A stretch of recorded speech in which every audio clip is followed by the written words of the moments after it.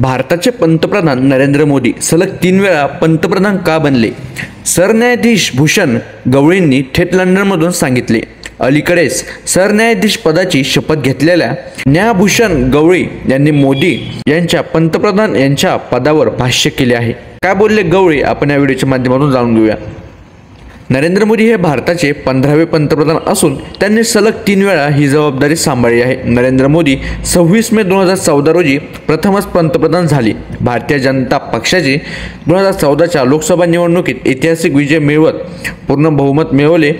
त्यानंतर 30 मे 2019 रोजी दुसऱ्यांदा शपथ घेतली. 2024 मध्ये झालेल्या लोकसभा निवडणुकीत राष्ट्रीय लोकशाही आघाडीने NDA बहुमत मिळवले आणि पंतप्रधान नरेंद्र मोदी यांनी 9 जून 2024 रोजी सलग तिसऱ्यांदा पंतप्रधान पदाची शपथ घेतली.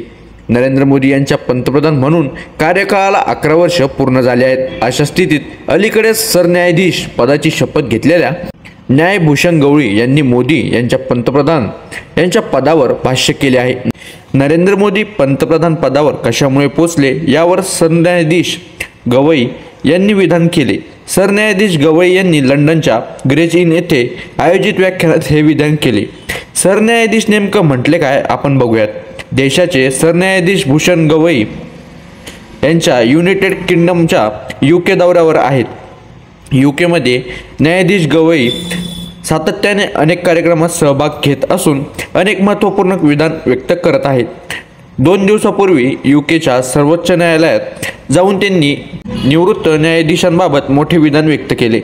न्यायाधीशांनी निवृत्तीनंतर लगेच शासकीय पद स्वीकारल्याने किंवा निवडणुका लढवल्याने न्यायाधीश नैतिकतेबाबत गंभीर प्रश्न निर्माण होतो. यामुळे लोकांचा न्यायपालिकेवरील विश्वास ढासळतो. अशा शब्दात सरन्यायाधीशांनी निवृत्त न्यायाधीशांना इशारा दिला होता.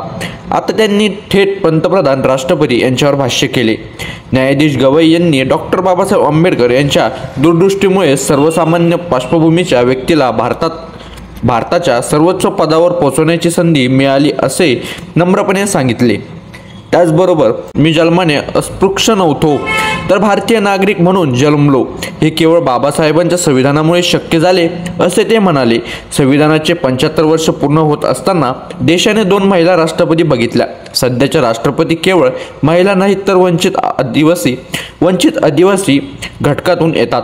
भारताने महिला पंतप्रधान दलित सरन्यायाधीश 2 दलित लोकसभा अध्यक्ष बघितले आणि सध्या संविधानाच्या अमृत महोत्सवी वर्षात देशाची राष्ट्रपती महिला आहे. आदिवासी घटकातून देशाचे पंतप्रधान नरेंद्र मोदी मागासवर्गीय घटकातून येतात आणि संविधानामुळेच हे शक्य झाले असल्याचे अभिमानाने सांगतात असेही सरन्यायाधीशांनी भाषणात सांगितले. डॉक्टर आंबेडकरांनी मांडलेली स्वातंत्र्य, समानता आणि बंधुता ही त्रिसूत्री एकत्रितपणे लोकशाहीची खरी ताकद आहे असं मतही गवई यांनी अखेरीत केले. पंतप्रधान नरेंद्र मोदी सलग तिसऱ्यांदा पंतप्रधान झाले, परंतु सलग तिसऱ्यांदा पंतप्रधान कशाबद्दल झाले ते का बरं पंतप्रधान बनले याच्या माध्यमातून आपण बघून घेतलं.